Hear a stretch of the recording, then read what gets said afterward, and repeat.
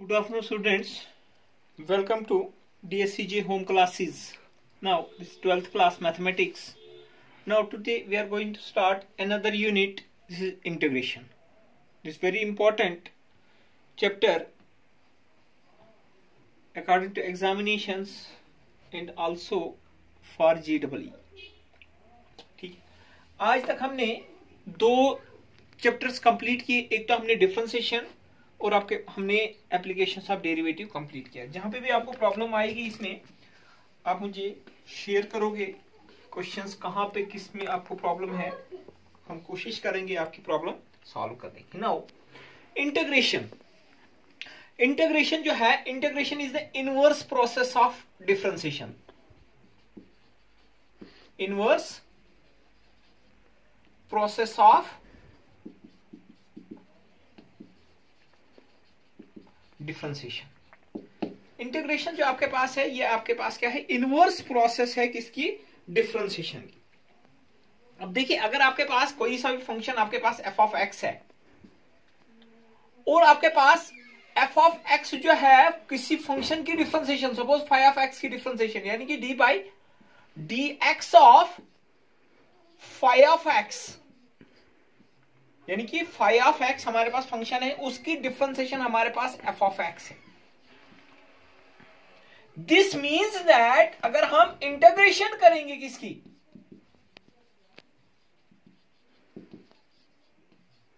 f of x, integration of f of x is phi of x, यानी कि हमारे पास differentiation जो है वो आपके पास क्या है, इंटीग्रेशन जो है वो आपके पास inverse process of differentiation. Integrations का हम जो सिंबल लगाते हैं ये हमारे पास, और हम ये आपके पास d of x, f of x, phi of x into, यानी कि ये जो आपके पास डी ऑफ एक्स इंडिकेट करता है कि हमारे पास फंक्शन जो है किस में है, एक्स वेरिएबल में है, और इंटीग्रेट करेंगे हम with respect to x. Okay, और ये जो आपके पास सिंबल है, एस को थोड़ा सा एलोबरेट किया हुआ है. दिस मीन्स दैट एस जो है first letter of sum. This means ये आपके पास इंटीग्रेशन जो है वो आपके पास सम से रिलेटेड. दिस मीन्स दैट आपके पास क्या है, फाइंडिंग प्रोसेस जो आपके पास इंटीग्रेशन जो है, प्रोसेस ऑफ फाइंडिंग इंटीग्रल. ठीक है, इंटीग्रेशन जो है inverse process of differentiation, inverse process of differentiation है. अब आपके हमारे पास जो है इंटीग्रेशन जो है आपके पास दो टाइप्स की आपके पास है. एक आपके पास है इंडेफिनेट इंटीग्रल, दूसरा आपके पास डेफिनेट इंटीग्रल है.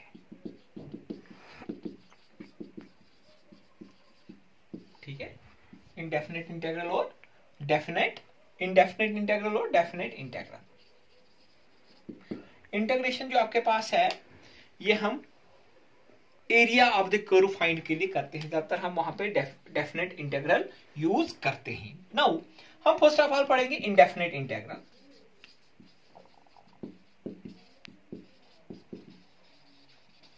अब देखिए, इंडेफिनेट इंटीग्रल पहले हम क्या पढ़ेंगे, एंटी डेरिवेटिव क्या होता है.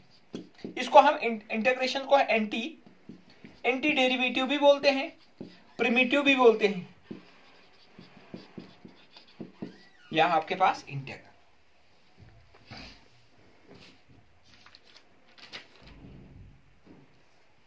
अब आपके पास एंटी डेरिवेटिव होता क्या है, यानी कि आपके पास मैंने पहले ही बताया, इंटीग्रेशन जो है, integration is inverse process of differentiation. Integration is inverse process of differentiation, यानी कि आपके पास फंक्शन एफ ऑफ एक्स जो है, एफ ऑफ एक्स जो आपके पास फंक्शन है, then the एंटी डेरिवेटिव जो आपके पास इसका है of integral, anti derivative of a function is, यानी कि हम हमारे पास मैंने आपको बताया था पहले ही, d by d x of, अगर हम एफ ऑफ एक्स करेंगे, कैपिटल लिखूंगा मैं F of x, this is equal to small f of x.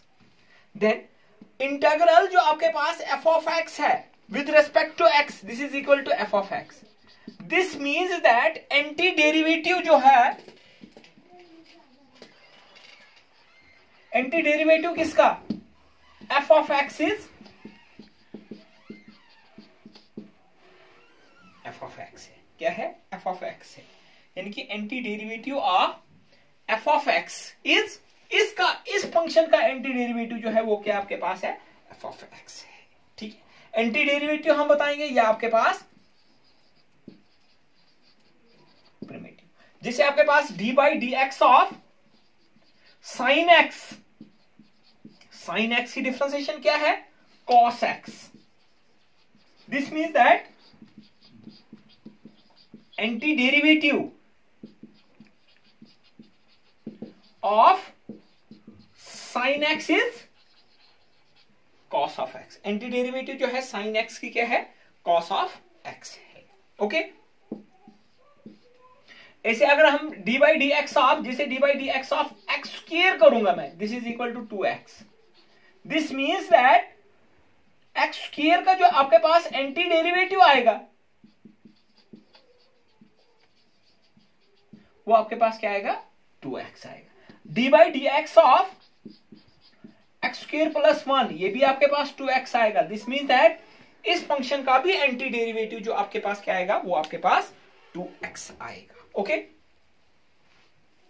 Integral क्या है? हमारे पास फंक्शन एफ ऑफ एक्स भी है function, then the family of all its primitives is called indefinite integral, और इसको हम डिनोट करते हैं integral F of x D x, यानी कि फंक्शन किसमें है? एक्स वेरिएबल में है और आपके पास डी एक्स। ठीक है, यानी कि आपके पास d by d x of f of x plus c is where c आपके पास कोई भी आपके पास क्या है?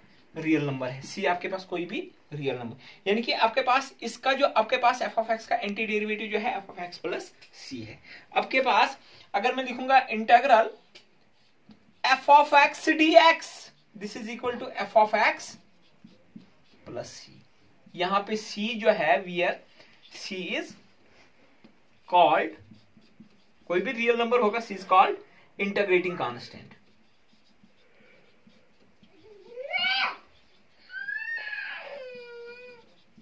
क्या है ये? सीरीज जो है आपके पास इंटीग्रेटिंग कांस्टेंट है। अब इंटीग्रेटिंग कांस्टेंट हमारे पास कैसे है, क्या है? यहाँ पे f of x plus c लिखा मैंने। सपोज हमारे पास फंक्शन अगर होगा sine x, d by d x of sine x इसके बराबर है, this is cos of x. फिर d by d x of, अगर मैं लिखूंगा साइन एक्स प्लस सी, इसकी भी क्या है? क्योंकि सी की डिफरेंशिएशन क्या है? 0। Sign x plus 1 D by d x of sign की डिफरेंशिएशन क्या है? कॉस एक्स, और इस 1 की डिफरेंशिएशन क्या है? ये भी आपके पास क्या आ जाएगा? Cos of x. इसलिए हम इन जनरल क्या लिखेंगे? इन जनरल हम सी लिखेंगे, सी इज इंटीग्रेटिंग कांस्टेंट।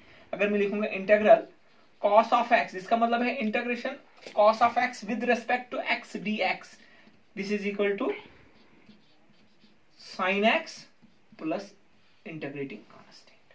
ठीक है, यहां पे आपके पास इसमें भी हमारे पास इंटीग्रेटिंग, क्योंकि सी की वैल्यू हमें पता नहीं है इसलिए हम इन जनरल लिखेंगे इंटीग्रेटिंग कांस्टेंट। अब देखिए आपके पास, सपोज आपके पास मैं एक फंक्शन कर्व ले लेता हूं, यहां पे आपके पास देखिए डी बाई डी एक्स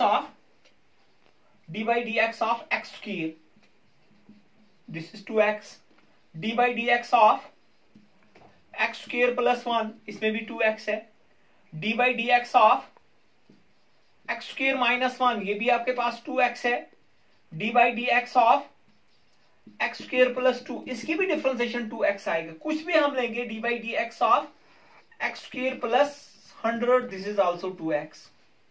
हमारे पास इसका ग्राफ जो आपके पास पैराबोला बनता है, ठीक है, ये 1, ये आपके पास 2, ठीक है, -1 -2 एंड सो ऑन। ठीक है, अब देखिए हमारे पास जो है यहां पे आपके पास इसमें टेंजेंट्स, पैरेलल टेंजेंट्स आपके पास ड्रा होंगे।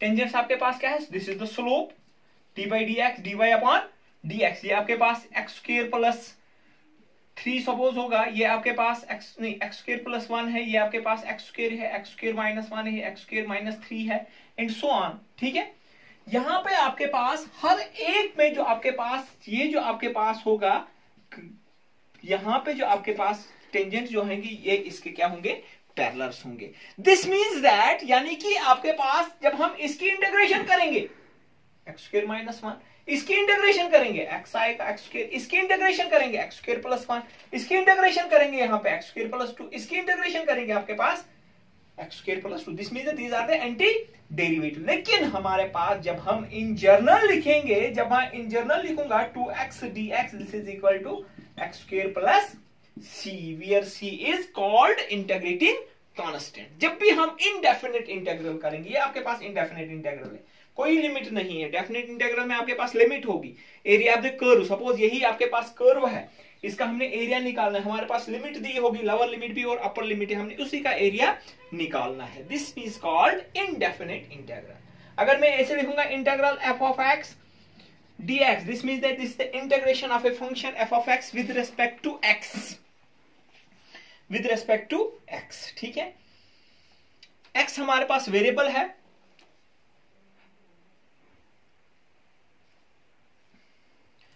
जो इंटीग्रेशन डेरिवेटिव जो आपके पास है integral x raise power n dx, इसकी अगर इंटीग्रेशन करनी, दिस इज आएगा x raise power n plus 1 upon n plus 1 plus integrating constant. ये मैं फार्मूले सारे आपको शेयर करूंगा, ठीक है, सारे यहां पे नहीं लिखूंगा मैं। अगर आपके पास इंटीग्रेशन ऑफ एक्स स्क्वायर होगा, अब यहीं से होगा, this is equal to x raise power 2 plus 1 upon 2 plus 1 plus integrating constant, this means that x cube upon 3 plus C and so on. ठीक है, ऐसे ही हमारे पास हम ऐसे ही बाकी फार्मूलेज करेंगे, जो सारे मैं आपको डिटेल्स में लिख दूंगा, आप याद रखोगे। अब इसमें कोई शॉर्टकट मेथड नहीं है, याद रखने के लिए आपने इनको याद करना है। कुछ प्रॉपर्टीज हमारे पास है, जैसे मैंने अभी बताया कि डिफरेंशिएशन और इंटीग्रेशंस और inverse to each other, inverse to each other, है ना। जब आपके पास this mean that d by, अगर मैं ऐसे लिखूंगा d by d x of integral of f of x D x, this is equal to f of x, f of x, ये किसके बराबर आएगा, एफ ऑफ एक्स के बराबर। ठीक है, अगर आपके पास ऐसे दिया होगा, यानी कि d by d x of f of x, this is also equal to, ये आपके पास इंटीग्रेशन और डिफरेंशिएशन आपस में क्या है, एंटी है। एक प्रॉपर्टी आ गई, और दूसरी प्रॉपर्टी हमारे पास क्या है, d by d x of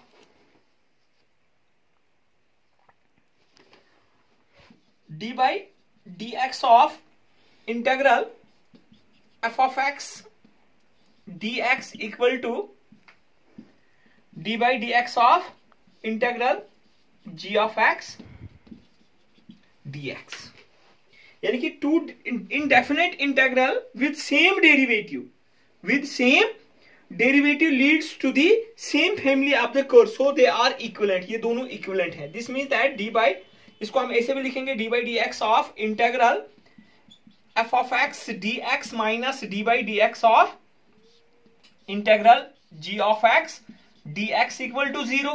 This means that d by dx of integral f of x minus g of x dx equal to 0। Okay, ये हमारे पास कुछ हैं, कुछ प्रॉपर्टीज हैं। अगर आपके पास जैसे डीप इंटीग्रल, बहुत इंपॉर्टेंट ये है, f of x plus minus g of x, दोनों में इकट्ठे लिखूंगा, into d of x, sum of दो functions integration, this is equal to integral f of x dx plus minus integral g of x dx। सिर्फ multiplication में नहीं है आपके पास, उसके लिए अलग सा फार्मूला हमारे पास लगेगा। अगर integral alpha times f of x dx, कोई कांस्टेंट होगा, वो कांस्टेंट आपके पास बाहर आ जाएगा, integral f of x dx। Suppose मैं यहां पे 3x स्क्वायर की इंटीग्रेशन करनी होगी with respect to x dx, 3 बाहर आ जाएगा, इंटीग्रल x स्क्वायर dx ऐसे आ जाएगा। फिर आपके पास x स्क्वायर की तो पता ही है क्या है, 3/3 प्लस इंटीग्रेटिंग कांस्टेंट, क्योंकि इंटीग्रेटिंग कांस्टेंट आएगा, इंटीग्रेटिंग कांस्टेंट इसलिए आएगा क्योंकि ये आपके पास इनडेफिनेट इंटेग्रल है। ओके, ये कुछ प्रॉपर्टीज थी। अगर आपके पास n टाइम्स होंगे, ज्यादा आपके पास होंगे, फैमिली ऑफ कर्व ज्यादा होगी, वो आपके पास सम और डिफरेंस होगा। यानी कि आपके पास f(1) plus minus f(2x) plus minus f(3x) plus so on fn(x) integral with respect to dx। This is equal to integral f(1x) dx plus integral f(2x) dx plus minus so on plus minus integral fn dx। ठीक है, this is called family of the curves. अगर ज्यादा होंगे हमारे पास, ये आपके पास property apply होगी। कल हमने क्वेश्चंस करने बाय मेथड ऑफ इंस्पेक्शंस। इससे पहले थोड़ा सा मैं आपको जो आपके पास डेफिनेशन, इसकी इंटीग्रेशन और डिफरेंशिएशन जो आपस में क्या है, दोनों आपके पास ऑपरेट जो होते हैं फंक्शन पे ही होते हैं। डिफरेंशिएशन भी फंक्शन पे होता है और इंटीग्रेशन भी ऑपरेट आपके पास फंक्शन पे ही होता है। डिफरेंशिएशन, हर एक फंक्शन आपके पास डिफरेंशिएबल नहीं होता है। Same case in this integration, हर एक फंक्शन आपके पास इंटीग्रेबल नहीं होता। जैसे हम बताते हैं every differentiable function is continuous but every continuous function is not differentiable. इसमें फंक्शन अगर कंटिन्यूअस होगा वो डिफरेंशिएबल हो सकता है, नहीं भी हो सकता है। ऐसे ही आपके पास कुछ ऐसे भी केस हैं जो आपके पास इंटीग्रेबल नहीं होंगे। डिफरेंशिएशन जो आपके पास ज्योमेट्रिकल मीनिंग जो है डिफरेंशिएशन की, वो आप देख स्लोप ऑफ ए कर्व, और आपके पास इंटीग्रेशंस में आपके पास जो ज्योमेट्रिकल मीनिंग जो है वो आपके पास क्या है, फैमिली ऑफ द कर्व। जो आपके पास किस पे है, फैमिली ऑफ द कर्व।